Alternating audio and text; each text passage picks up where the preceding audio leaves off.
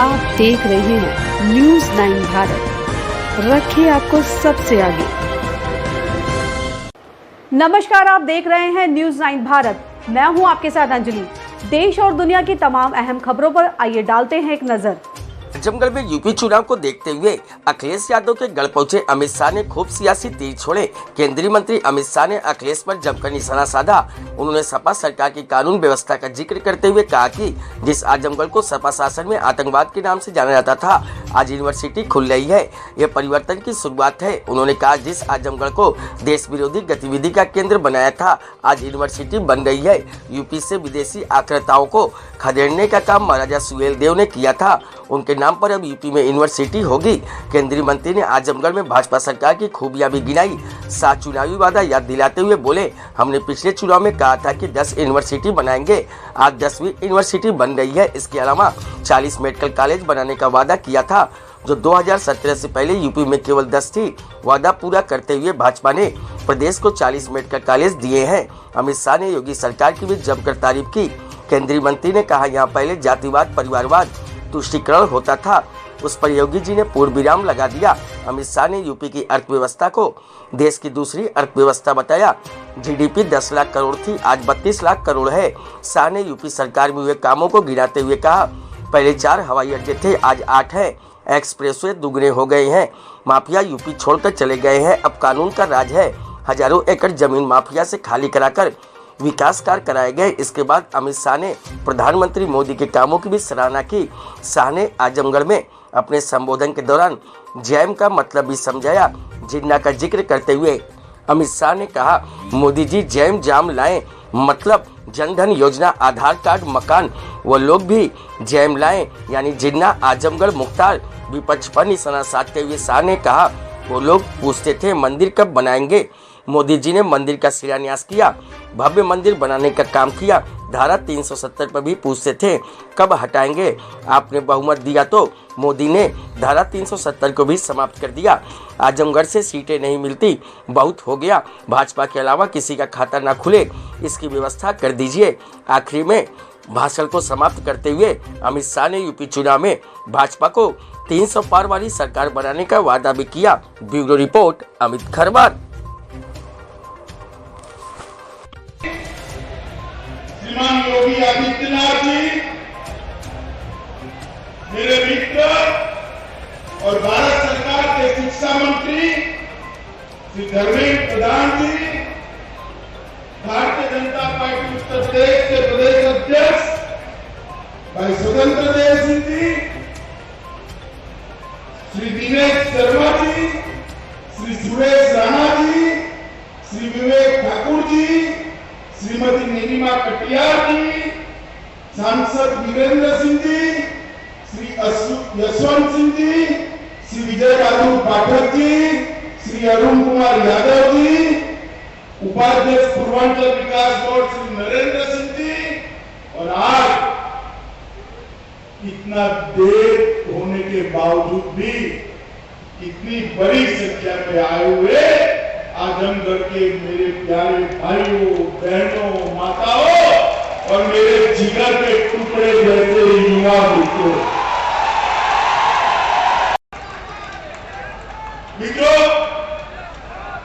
आज मैं आजमगढ़ की इस पवित्र भूमि पर, आजमगढ़ के अंदर यूनिवर्सिटी का भूमि पूजन के कार्यक्रम में मुझे योगी जी ने बुलाया। मैं योगी आदित्यनाथ जी का धन्यवाद करना चाहता हूं। सपा के शासन के अंदर कट्टरवादी सोच और आतंकवाद की पनाहगाह के रूप में जाना जाता था, उसी भूमि पर आज मां सरस्वती का धाम बनाने का काम किया। ये भूमि, ये हमारा उत्तर प्रदेश बाबा विश्वनाथ की भूमि है, प्रभु श्री राम की भूमि है, योगेश्वर कृष्ण की भूमि है, तथागत बुद्ध, आदिनाथ ऋषभदेव, संत कबीर, गुरु गोरखनाथ, महाराज सुहेलदेव पंडित मदन मोहन मालवीय की भूमि है मित्रों। इस पवित्र भूमि पर जहां कभी वशिष्ठ मुनि का आश्रम हुआ करता था, वही भूमि पर आज फिर से एक बार मां सरस्वती का मंदिर बनने जा रहा है। मैं योगी जी को बहुत बहुत बधाई देने जा रहा हूं। तो हाथ उठाइए, अंत तक उठाइए दोनों हाथ, विजय के संकल्प की मुट्ठी बींचिए और प्रचंड आवाज से बोलिए, भारत माता की, भारत माता की।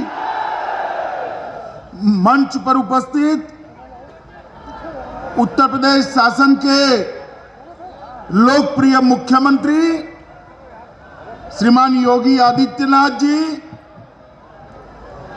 मेरे मित्र और भारत सरकार के शिक्षा मंत्री श्री धर्मेंद्र प्रधान जी, भारतीय जनता पार्टी उत्तर प्रदेश के प्रदेश अध्यक्ष भाई स्वतंत्र देव सिंह जी,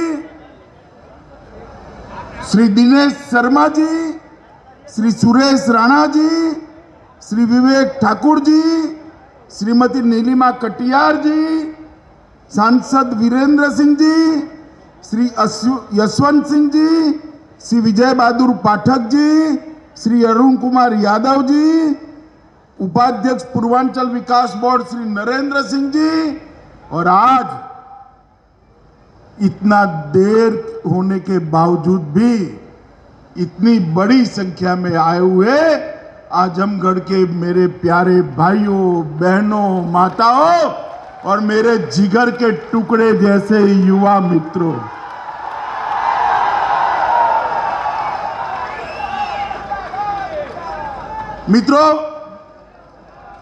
आज मैं आजमगढ़ की इस पवित्र भूमि पर, आजमगढ़ के अंदर यूनिवर्सिटी का भूमि पूजन के कार्यक्रम में मुझे योगी जी ने बुलाया है। मैं योगी आदित्यनाथ जी का धन्यवाद करना चाहता हूं कि जिस आजमगढ़ को दुनिया भर के अंदर सपा के शासन के अंदर कट्टरवादी सोच और आतंकवाद की पनाहगाह के रूप में जाना जाता था, उसी भूमि पर आज मां सरस्वती का धाम बनाने का काम उन्होंने किया। मित्रों, ये भूमि, ये हमारा उत्तर प्रदेश बाबा विश्वनाथ की भूमि है, प्रभु श्री राम की भूमि है। अपने शिक्षा विभाग की तरफ से माननीय मुख्यमंत्री जी का वंदन और अभिनंदन करता हूं कि आज आजमगढ़ की महान जनता के लिए आज उन्होंने एक उपहार दिया है, और ऐसा उपहार जो शिक्षा की सेवा, जिसमें रोजगार परक शिक्षा होगी, जिसमें नर्सिंग के, फार्मेसी के, कंप्यूटर के और रोजगार परक तमाम प्रकार के पाठ्यक्रम संचालित होंगे। उत्तर प्रदेश का आधुनिकतम विश्वविद्यालय जो शिक्षा के क्षेत्र में कोई होगा तो यह आजमगढ़ राज्य विश्वविद्यालय के रूप में होगा, और उसको देने के लिए मैं अपने माननीय मुख्यमंत्री जी का साधुवाद देता हूं। मैंने पहले कहा कि ये विश्वविद्यालय 20 हेक्टेयर में बनेगा और इसकी लागत 108 करोड़ होगी, और सारी जो औपचारिकताएं होती है उसको पूर्ण करने के बाद ये एक्सप्रेसवे के करीब होगा। यहाँ 4 लेन को पास करके यहाँ की अविस्थापना संबंधी सड़क की समस्या को भी दूर करने का काम हमारे मुख्यमंत्री जी ने किया है। ये आजमगढ़ में मैंने पूछ रहा था किसी से कि माननीय मुख्यमंत्री जी कितने बार आए, तो लोगों ने कहा कि मुख्यमंत्री जी तो इतनी बार आए हैं जितनी बार तो यहाँ के जो जनप्रतिनिधि चुनकर गए हैं, बड़े बड़े नेता जिनकी इत्र की सुगंध आ रही है, जिनकी इत्र में सुगंध निकलने की बात चल रही है, वो अपने चुनाव क्षेत्र में जो कोरोना का समय था, लोग पीड़ित हो रहे थे, लोग ग्रसित होकर करा रहे थे। सिबली नेशनल कॉलेज में अजीत राय की इसलिए हत्या हो जाती थी क्योंकि वह अखिल भारतीय विद्यार्थी परिषद का कार्यकर्ता था और उसने वंदे मातरम के लिए कहा था कि वंदे मातरम का गायन गणतंत्र दिवस पे होना चाहिए। लेकिन भाइयों बहनों, कॉलेज परिसर में ही प्रिंसिपल कार्यालय के पास ही उनकी हत्या हो जाती है और 1 महीने तक एफआईआर तक दर्ज नहीं होती थी। आज क्या किसी की हिम्मत है कि इस ढंग से कोई सरेआम हत्या कर ले? आज कोई गुंडा किसी राह चलती हुई बेटी और बहन को छेड़ने का दुस्साहस कर पाएगा? अगर कोई करेगा तो उसे मालूम है कि दुर्योधन और दुशासन के क्या हाल हुए थे। और भाइयों बहनों, आज यही हम सब कहने के लिए आए हैं। विकास का हो, सुरक्षा का हो, गरीब कल्याण का हो, कोरोना कालखंड में कितना अभूतपूर्व कार्य प्रधानमंत्री मोदी जी के नेतृत्व में इस देश ने किया। सर्वाधिक प्रवासी कामगार और श्रमिक रिश्ते निकल पड़ते थे वसूली में, कहीं चाचा है, कहीं मामा है, कहीं भांजा है, कहीं भतीजा है, ये सभी निकल पड़ते थे। कोरोना कालखंड में उन लोगों का दर्शन यहां पर नहीं हुआ होगा, वे फिर भी नहीं आएंगे। चुनाव की सुगबुगाहट होती है तो लोग भी कभी कभी आपके बीच में आएंगे, फिर गुमराह करके चले जाएंगे। भारतीय जनता पार्टी ऐसे ही तमाम खबरों के लिए बने रहिए हमारे साथ न्यूज़ 9 भारत पर। अब चाहूंगी इजाजत, नमस्कार।